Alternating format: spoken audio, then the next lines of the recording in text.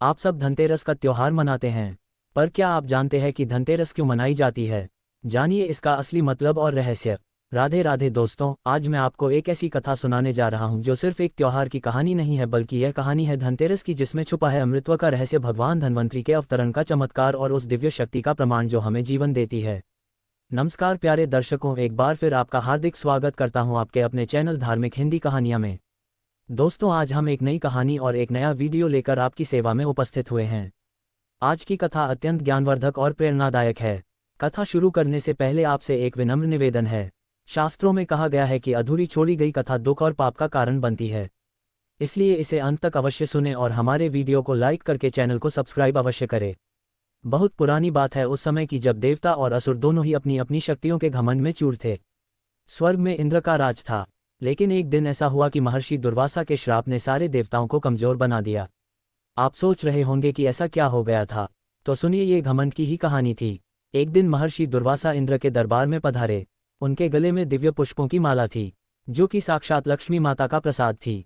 उन्होंने बड़े प्रेम से वह माला इंद्र को भेंट की, लेकिन इंद्र ने क्या किया? घमंड में चूर होकर उस माला को अपने हाथी ऐरावत के मस्तक पर रख दिया। ऐरावत ने उस माला को सूंड से उठाकर फेंक दिया और पैरों तले रौंद दिया। बस यही काफी था दुर्वासा ऋषि के क्रोध को भड़काने के लिए। उनकी आंखों में आग धधक उठी, उनका शरीर क्रोध से कांपने लगा और फिर उन्होंने वह श्राप दे दिया जिसने पूरे स्वर्ग को हिला दिया। इंद्र गरजे, महर्षि, तुमने लक्ष्मी माता के प्रसाद का अपमान किया है। तुम्हारा घमंड आज तुम्हें तबाह कर देगा। जाओ, तुमसे और सभी देवताओं से लक्ष्मी माता रूठ जाएंगी। तुम अपनी शक्ति खो दोगे, तुम्हारा तेज मिट जाएगा और तुम कमजोर होते चले जाओगे। और ठीक वैसा ही हुआ। देवताओं की शक्ति क्षीण होने लगी, स्वर्ग की चमक फीकी पड़ गई, यज्ञों से धुआं उठना बंद हो गया, फूल मुरझाने लगे और सबसे बड़ी बात, देवताओं के चेहरों से वह तेज गायब हो गया जो उन्हें दिव्य बनाता था। इधर देवताओं की शक्ति क्षीण हो रही थी, उधर असुरों ने मौका देखा। उनके राजा बलि ने सोचा अब तो स्वर्ग पर कब्जा करने का सही समय आ गया है, और असुरों की विशाल सेना ने स्वर्ग पर हमला कर दिया। क्या भयंकर युद्ध हुआ! आसमान गर्जना से गूंज उठा, हथियारों की टकराहट से स्वर्ग कांप उठा। लेकिन देवता हार रहे थे, बुरी तरह हार रहे थे। उनके पास शक्ति ही नहीं बची थी। इंद्र का दिल दहल गया, उनकी आंखों में आंसू आ गए। ये घमंड का फल था। वे समझ गए थे कि उन्होंने कितनी बड़ी गलती की थी, लेकिन अब क्या हो सकता था? स्वर्ग छीनता जा रहा था। तब ब्रह्मा जी ने कहा, इंद्र, अब केवल एक ही रास्ता है। तुम्हें भगवान विष्णु की शरण में जाना होगा। केवल वही तुम्हारी रक्षा कर सकते हैं। और सारे देवता भगवान विष्णु के पास पहुंचे। उनकी हालत देखकर भगवान को बड़ा दुख हुआ।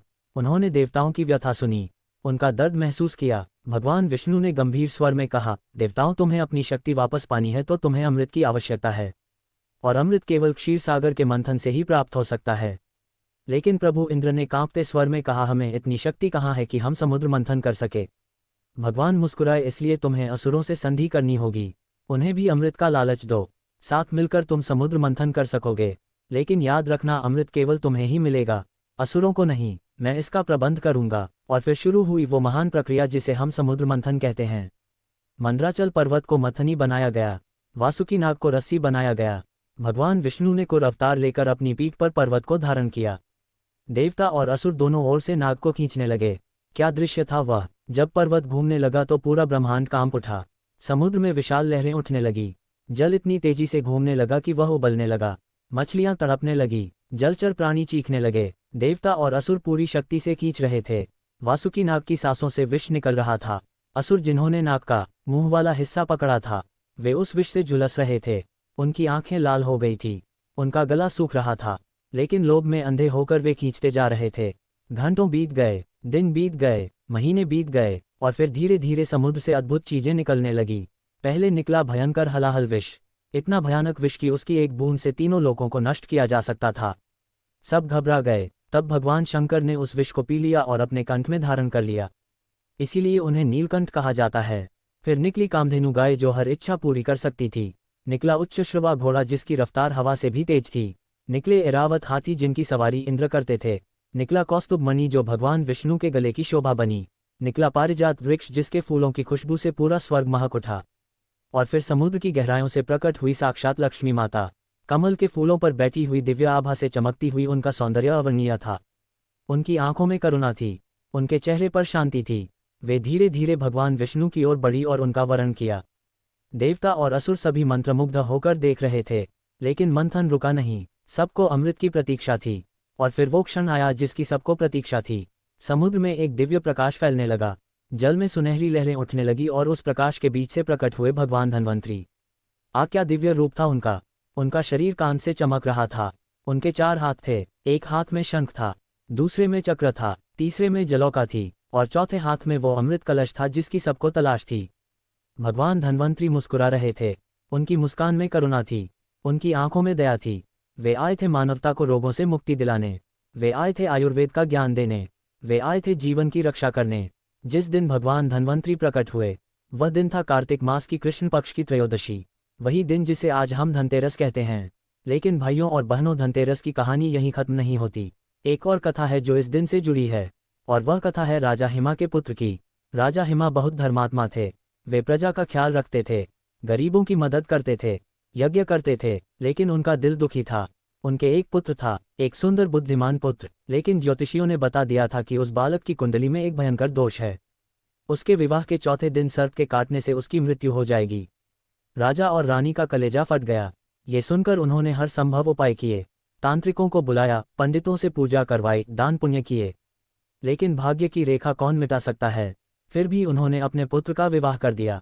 क्या खूबसूरत दुल्हन थी। उसका नाम था यमुना। वो बहुत बुद्धिमान थी, साहसी थी। विवाह के बाद जब सब लोग सो गए तो यमुना ने देखा कि उसके पति की आंखों में एक अजीब सी बेचैनी है। उसने पूछा, क्या बात है, आप परेशान क्यों हैं। राजकुमार ने सब कुछ बता दिया कि आज रात उसकी मृत्यु हो जाएगी, कि एक सर्प आएगा और उसे डस लेगा, कि यह उसकी नियति है। यमुना का दिल बैठ गया, उसकी आंखों में आंसू आ गए, लेकिन वो रोई नहीं। उसने हार नहीं मानी। उसने कहा, नहीं, मैं अपने पति को मरने नहीं दूंगी, चाहे खुद यमराज ही क्यों ना आए। यमुना ने पूरी रात जागने का निश्चय किया। उसने अपने पति के कमरे के दरवाजे पर अपने सारे गहने, बर्तन और सोने चांदी के सिक्के सजा दिए। उसने दिए जलाए, बहुत सारे दिए। पूरा कमरा रोशनी से जगमगा उठा। फिर उसने अपने पति को बिस्तर पर लेटाया और खुद दरवाजे के पास बैठ गई। उसने भगवान धन्वंतरी की पूजा की। उसने भगवान से प्रार्थना की, हे आयुर्वेद के देवता, हे जीवन के रक्षक, मेरे पति की रक्षा करो, मैं आपकी शरण में हूँ। और फिर वो गाने लगी, मधुर भजन गाने लगी। उसकी आवाज़ इतनी मीठी थी कि पूरा महल उससे गूंज उठा। आधी रात हो गई और तभी एक काला सर्प रेंगता हुआ आया। उसकी आंखें लाल थी। उसके फन पर यमराज का आदेश लिखा था। वो राजकुमार को डसने आया था, लेकिन जैसे ही सर्प दरवाजे के पास पहुंचा वो चौंक गया। इतने सारे दिए, इतनी रोशनी और सोने चांदी की इतनी चमक, सर्प की आंखें चौंधियां गई। वो कुछ देख नहीं पा रहा था। फिर उसने यमुना के भजन सुने। क्या मधुर स्वर था। सर्प मंत्रमुग्ध हो गया। वो वहीं गहनों के ढेर पर बैठ गया और भजन सुनने लगा। यमुना पूरी रात गाती रही। उसने एक पल के लिए भी आंख नहीं झपकाए। उसने अपने पति को एक बार भी नहीं देखा। उसकी पूरी नज़र दरवाजे पर थी, जहां सर्प बैठा हुआ था। सुबह हुई, सूरज निकला और सर्प को लौटना पड़ा। वो राजकुमार को डस नहीं पाया था। यमराज का आदेश पूरा नहीं हो पाया था। जब राजा रानी को पता चला तो उनकी खुशी का ठिकाना ना रहा। उन्होंने यमुना को गले से लगा लिया। उन्होंने भगवान धन्वंतरी का धन्यवाद किया। उन्होंने दान पुण्य किए और उस दिन से यह परंपरा चल पड़ी कि धनतेरस के दिन धातु की चीजें खरीदना शुभ होता है, क्योंकि यमुना ने अपने सोने चांदी के गहनों से अपने पति की जान बचाई थी, क्योंकि उस धातु की चमक ने मृत्यु को अंधा कर दिया था। धनतेरस के दिन धातु के बर्तन खरीदने की परंपरा है। लोग सोना, चांदी, पीतल, तांबा, कुछ ना कुछ धातु जरूर खरीदते हैं। लेकिन क्यों? इसके पीछे वैज्ञानिक कारण है। धातु ऊर्जा की सुचालक होती है। जब हम धातु के बर्तन घर में लाते हैं तो वे सकारात्मक ऊर्जा को आकर्षित करते हैं। विशेषकर तांबा और पीतल, ये धातुएं बहुत शुभ मानी जाती है। और सोना तो लक्ष्मी माता का प्रतीक है। सोना स्थायित्व का प्रतीक है। सोना कभी खराब नहीं होता, इसलिए लोग धनतेरस पर सोना खरीदते हैं। भविष्य के लिए निवेश के रूप में लोग सोचते हैं कि धनतेरस पर सोना खरीदने से लक्ष्मी माता खुश हो जाएंगी और घर में धन आएगा। लेकिन यह अधूरा सच है। लक्ष्मी माता वहाँ रहती है जहाँ स्वच्छता होती है। गंदे घर में लक्ष्मी नहीं आती। इसलिए धनतेरस से पहले अपने घर की साफ सफाई करें। लक्ष्मी माता वहाँ रहती है जहाँ दान होता है। जो केवल इकट्ठा करता रहता है, कभी देता नहीं, उसके धन में बरकत नहीं होती। इसलिए धनतेरस पर दान जरूर करें। गरीबों को खाना खिलाएं, जरूरतमंदों की मदद करें। लक्ष्मी माता वहाँ रहती है जहाँ संतोष होता है। जो हमेशा असंतुष्ट रहता है और की तमन्ना में जीता है, वह कभी खुश नहीं रह सकता। संतोष सबसे बड़ा धन है। धनतेरस और दिवाली पर हम लक्ष्मी गणेश की एक साथ पूजा करते हैं। कभी सोचा है क्यों? लक्ष्मी माता धन की देवी है। वे समृद्धि देती है, संपत्ति देती है। लेकिन केवल धन होना काफी नहीं, उस धन का सही उपयोग करना भी आना चाहिए। यही गणेश जी की भूमिका आती है। गणेश जी बुद्धि के देवता हैं। वे विवेक देते हैं, समझ देते हैं। जब लक्ष्मी और गणेश साथ होते हैं तो धन के साथ बुद्धि भी आती है। बिना बुद्धि के धन खतरनाक है। इतिहास गवाह है कि कितने लोगों ने अचानक मिले धन को बर्बाद कर दिया क्योंकि उनमें उसे संभालने की समझ नहीं थी। लॉटरी जीतने वाले कई लोग कुछ सालों में ही कंगाल हो जाते हैं। इसीलिए लक्ष्मी गणेश को एक साथ पूजा जाता है। हम प्रार्थना करते हैं, हे माता लक्ष्मी हमें धन दो, और हे गणेश जी हमें वह बुद्धि दो कि हम उस धन का सही उपयोग कर सकें। गणेश जी विघ्नहर्ता भी हैं।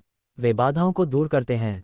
जब हम उनकी पूजा करते हैं तो हमारे रास्ते की रुकावटें दूर होती हैं, हमारे काम में सफलता मिलती है। और एक बात, गणेश जी सिद्धि, बुद्धि और रिद्धि के पिता हैं।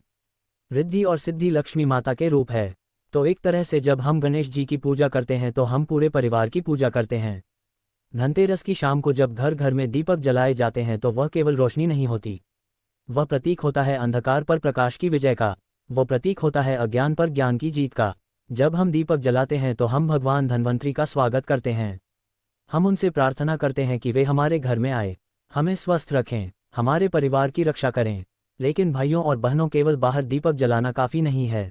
हमें अपने भीतर भी दीपक जलाना होगा।